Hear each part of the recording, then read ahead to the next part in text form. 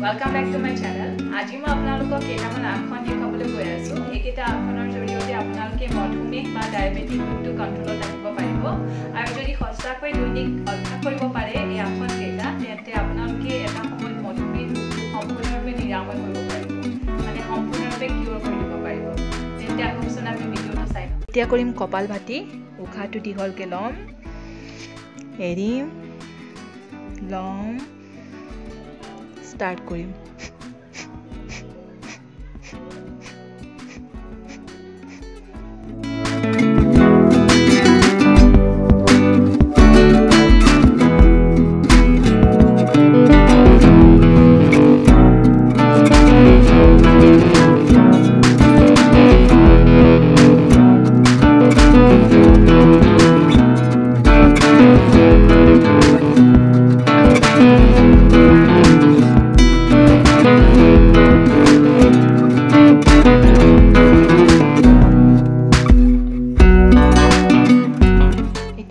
কৰিব লৈছো অনুলোম বিলোম। আমি প্ৰথমে হাতখন প্ৰণৱ মুদ্ৰাত আনিম, মাজৰ দুটা আঙুলি তলুৱাৰ ফালে ভাঁজ কৰি। ইয়াৰে আমি বুঢ়া আঙুলিটো ব্যৱহাৰ কৰিম আমাৰ ৰাইট নষ্ট্ৰিলটো বন্ধ কৰিবৰ কাৰণে, আৰু বাকী দুটা আঙুলিয়ে সোঁ নষ্ট্ৰিল বন্ধ কৰিবৰ কাৰণে ব্যৱহাৰ কৰিম। অনুলোম বিলোমত আমি প্ৰথমে ৰাইট নষ্ট্ৰিল বন্ধ কৰি লেফট নষ্ট্ৰিলে উশাহ ল'ম। Erim, ল'ম, এৰিম, ল'ম, এৰিম, ল'ম, এৰিম।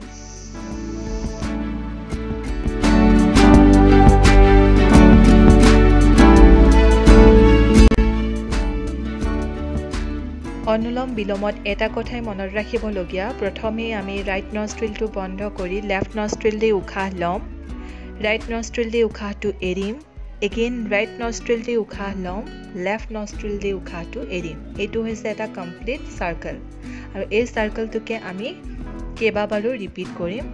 10 বাৰ, 5 বাৰ। আপুনি যিমান পাৰে সিমান বাৰ ৰিপিট কৰিব চেষ্টা কৰিব। প্ৰথমতে 5 বাৰ অভ্যাস কৰিব, তাৰ পাছত আপুনি বঢ়াই যাব পাৰিব।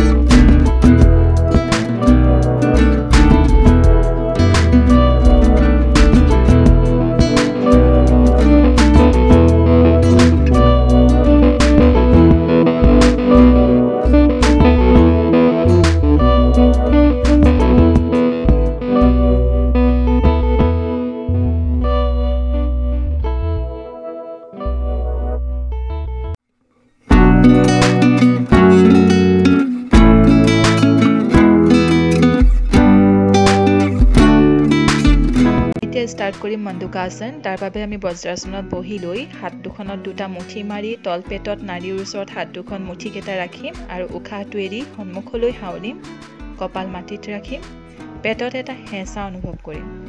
এই অৱস্থাটো কিছু সময় ধৰি ৰাখিম। উশাহ নিশাহ সহজভাৱে থাকিব।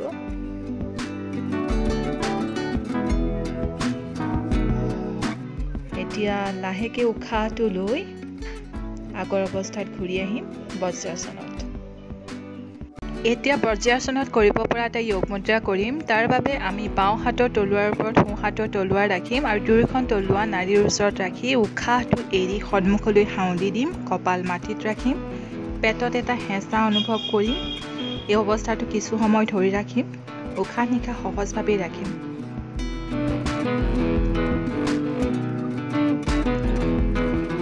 এতিয়া লাহেকৈ উশাহটো লৈ আগৰ অৱস্থাত ঘূৰি আহিম বজ্ৰাসনত।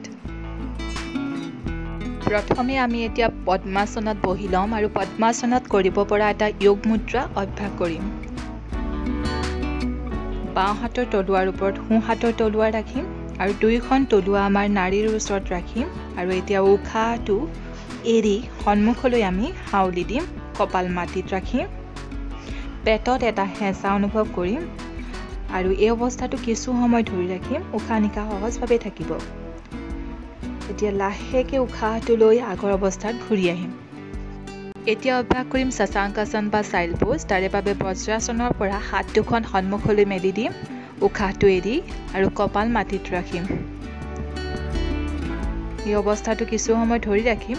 উশাহ নিশাহ সহজভাৱে ৰাখিম।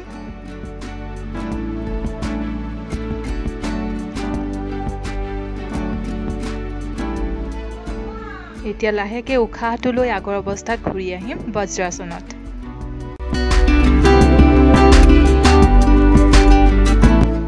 এতিয়া কৰিব লৈছোঁ টুইষ্টেড পোজ বা বক্ৰাসন। তাৰে বাবে প্ৰথমে আমি আমাৰ বাওঁ ভৰিখন কুচাই আনি সোঁ ভৰিৰ আঁঠুৰ ওচৰত ৰাখিম। এতিয়া সোঁ হাতখন বাওঁ ভৰিৰ পাৰ কৰাই মাটিত ৰাখিম আৰু বাওঁ হাতখনো মাটিত ৰাখিম আৰু দুয়োখন হাতৰ তলুৱা বিপৰীত দিশে ৰাখিম আৰু আমি বাওঁ কান্ধৰ ফালে চাই থাকিব যত্ন কৰিম। এই অৱস্থাটো কিছু সময় ধৰি ৰাখিম। উশাহ নিশাহ সহজভাৱে ৰাখিম।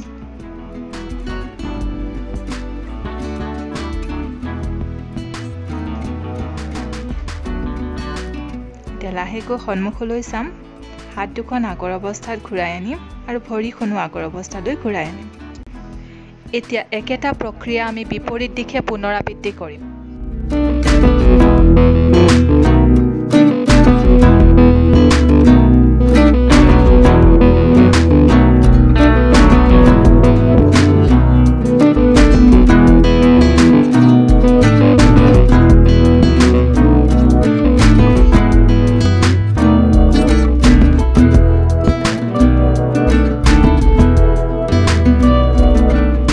বাধাহস্ত গৌমুখাসন বা টাইট কাউ ফেচ পোজৰ বাবে বহি থকা অৱস্থাৰ পৰা প্ৰথমে আমি আমাৰ সোঁ ভৰিটো বেণ্ড কৰি মাটিত ৰাখিম। সোঁ ভৰিৰ ওপৰত বাওঁ ভৰিটো বেণ্ড কৰি ৰাখিম। এতিয়া আমি আমাৰ বাওঁ হাতখন ওপৰৰ ফালে বেণ্ড কৰি ৰাখিম আৰু সোঁ হাতখন তলৰ ফালে বেণ্ড কৰি পাছফাললৈ নিম আৰু দুয়োখন হাত এখনে ইখন হাতক ধৰি ৰাখিম। এই অৱস্থাটো কিছু সময় ধৰি ৰাখিম। উশাহ নিশাহ সহজভাৱে থাকিব। এতিয়া লাহেকৈ দুয়োখন হাত আগৰ অৱস্থালৈ ঘূৰাই আনিম। এতিয়া একেটা প্ৰক্ৰিয়া আমি বিপৰীত দিশে পুনৰাবৃত্তি কৰিম।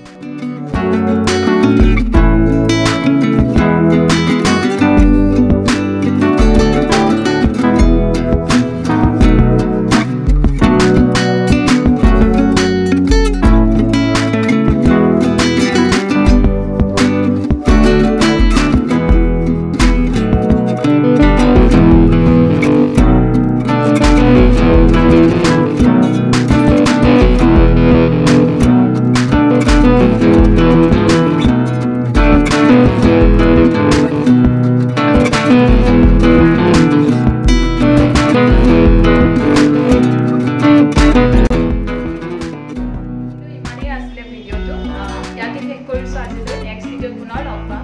Bye bye.